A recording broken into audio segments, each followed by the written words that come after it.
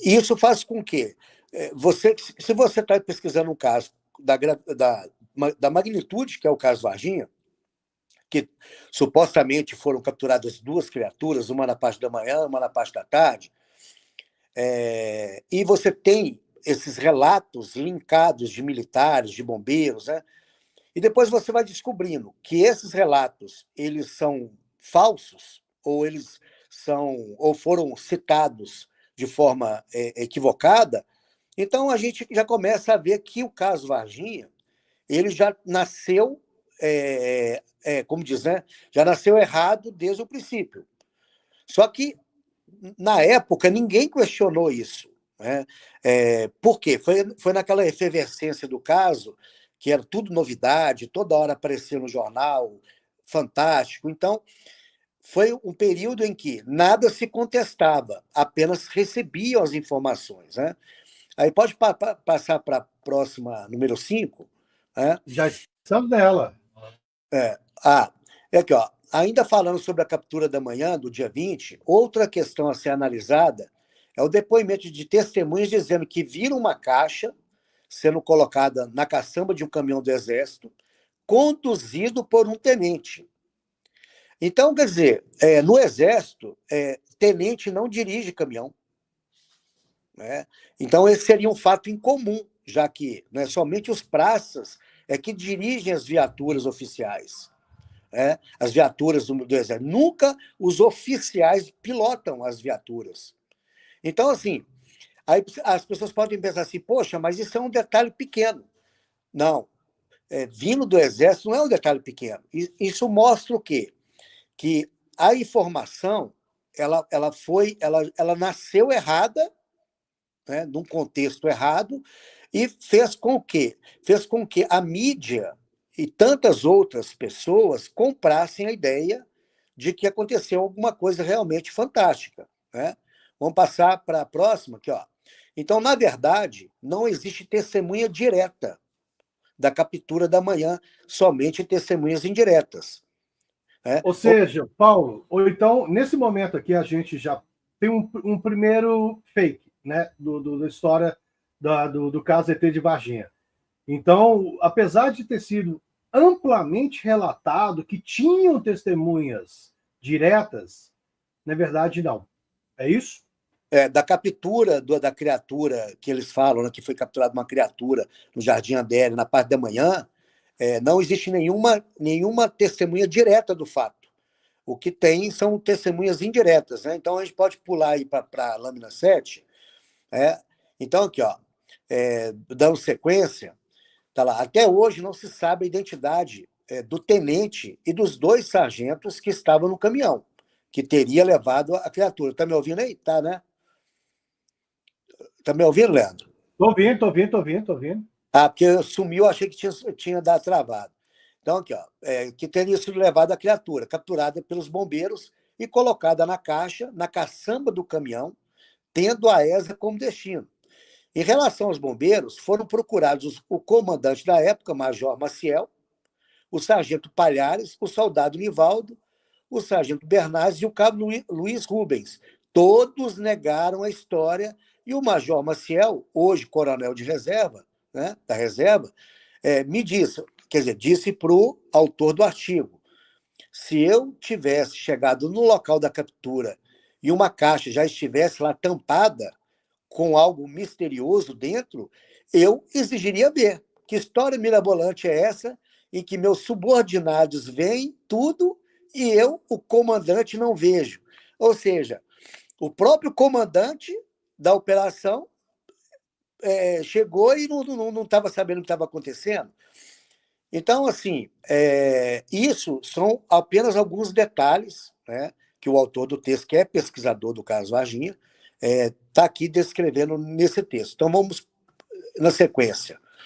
Aí, o envolvimento do Exército e de médicos. Aí eu já pulei para número 8 já. Você está me ouvindo aí, né? Então, por exemplo, outros destaques da investigação foram as entrevistas gravadas em vídeo com o Dr. Conradin Metze, o cientista da Unicamp, que teria autopsiado a criatura juntamente com Badam Palhares. e com o soldado Ricardo de Mello, motorista de um dos caminhões do comboio que teria retirado a criatura já morta do Hospital Humanitas, no fim da tarde do dia 22 de janeiro de 96. Né? Ambos negaram veementemente os acontecimentos e consideraram tudo uma grande fantasia. Mello asseverou ainda que todos os motoristas eram amigos e, caso algo tivesse ocorrido, fatalmente saberia. Opa, deu uma travada. Pode continuar, pode continuar. No dia, Vai, pode continuar. No dia 22 de janeiro, o que aconteceu? Um dos pesquisadores do caso Varginha me ligou, ele sabia que eu ia fazer essa live, ele me ligou e falou o seguinte: Paulo, nos dias ali que aconteceu esse fato, o hospital recebeu um equipamento novo, acho que um equipamento muito caro. E esse equipamento ele veio, né, com uma escolta e tudo mais. E aconteceu também outros fatos ali que fizeram com que houvesse uma movimentação anormal de viaturas militares, né, naquela região. Apenas uma coincidência, segundo ele. Né? E outra, ele falou o seguinte, falou assim: Paulo, tudo que as viaturas, o Exército vai fazer, eles vão para Varginha, porque Varginha é a cidade que tem uma estrutura muito melhor do que Três Corações. Então, tudo que eles iam fazer, os militares, eles iam para Varginha. Então, era muito comum, às vezes, você ver ali aquela movimentação militar em Varginha, desses caminhões de militares e tudo mais. E sem contar que, muitas das vezes, eles atuavam para ajudar na organização do trânsito, fechando ruas, ou seja, fazendo aquele trabalho que o Exército geralmente faz em situações dessa natureza. Eu vou ter que ligar aqui porque, espera só um pouquinho aqui, só para me ligar o cabo aqui no celular. Sem problema. Já vou passando aqui para a lâmpada. Gente, para quem está aqui, o Paulo está explicando, acho que é importante vocês entenderem como é que funciona o militarismo. A parte anterior estava dizendo exatamente isso aqui. Um comandante nunca ia permitir, né, o Paulo? O comandante nunca ia permitir que uma caixa seja transportada sem ele saber o conteúdo dela. Justamente. E segundo, e para quem acha que isso são coisas pequenas, é porque não conhece o dia a dia do militarismo. Tá? Vamos lá, pode continuar, Paulo. Bom, então, dentro ainda da linha de raciocínio do artigo, né? Lógico que aqui, viu, gente, eu estou fazendo um resumo do artigo que tem 6 páginas. Eu acho que vale a pena ler, porque é um artigo excelente. Ele vai... E outro, esse artigo, ele não tem o objetivo de falar assim, o caso Varginha é uma fraude. Não. Ele também pontua eventos positivos em relação ao caso, né? Mas aqui a gente está mostrando as falhas do caso, as mentiras, né? Tudo aquilo que até então muita gente que está de fora acreditava como sendo fato real. Né? Então, lá, a testemunha de $1 milhão, né? O tenente-coronel da ESA, Olímpio Vanderlei Santos, é considerado por muitos como a testemunha de $1 milhão, tendo em vista que ele teria comandado toda a operação, né, de retirada da criatura do Hospital Humanitas e seu posterior translado até a SpaceX, que é lá em Campinas, que é uma escola de cadetes.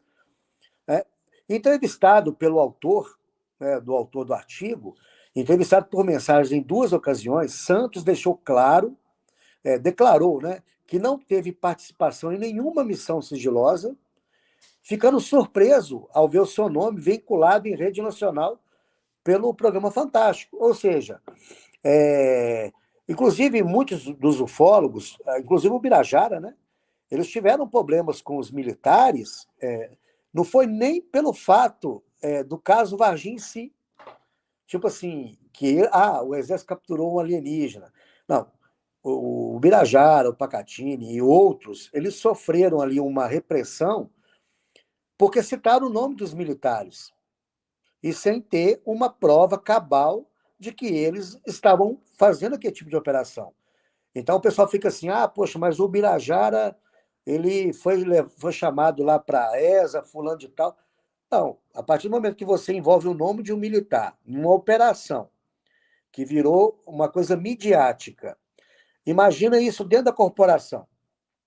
O, o tenente, ele tem uma hierarquia que tem gente acima dele. Provavelmente ele foi chamado a atenção e falou, olha, resolve isso aí, né? E foi o que eles fizeram. Então, E sem falar, né, Paulo, que tem que explicar, né? Porque como é que, se você tem um coronel, como é que você toma uma decisão abaixo sem o comandante dar ok? Na realidade, Leandro, nesses 30 anos, eu conversei com vários militares, vários. Inclusive, militares que eu direcionei para alguns pesquisadores. Eu direcionei relatos para o Edson Boaventura, para o Birajara, para o João Marcelo. Tudo que chegava para mim, que era do caso Varginha, eu passava para eles. Eu nunca tive aquela vontade de falar assim, poxa, eu estou com isso aqui, eu vou fazer um vídeo dizendo que eu local. Não. Tudo que eu consegui do caso Varginha, eu passava à frente. Né? Por quê? Eu entendo que um caso desse porte, você tem que estar pesquisando ele em loco. É o que muitos fazem. Né? Então, então agora, o cerne de tudo foi a queda de uma aeronave. Né? Se esses seres foram coletados em Varginha, um na parte da manhã, um na parte da tarde, segundo consta dos relatos que saíram em livros, revistas, tal, derivou da queda de uma aeronave próxima a Varginha. Então, o Natanael Antonioli, o nome dele é complicado, ele tem um canal no YouTube, ele é um cara fantástico. Ele faz assim, ele faz análises de vários casos, muitos da ufologia. E ele fez um vídeo muito esclarecedor sobre a nave que teria caído em Varginha, e eu convidei para que ele escrevesse um artigo nessa edição,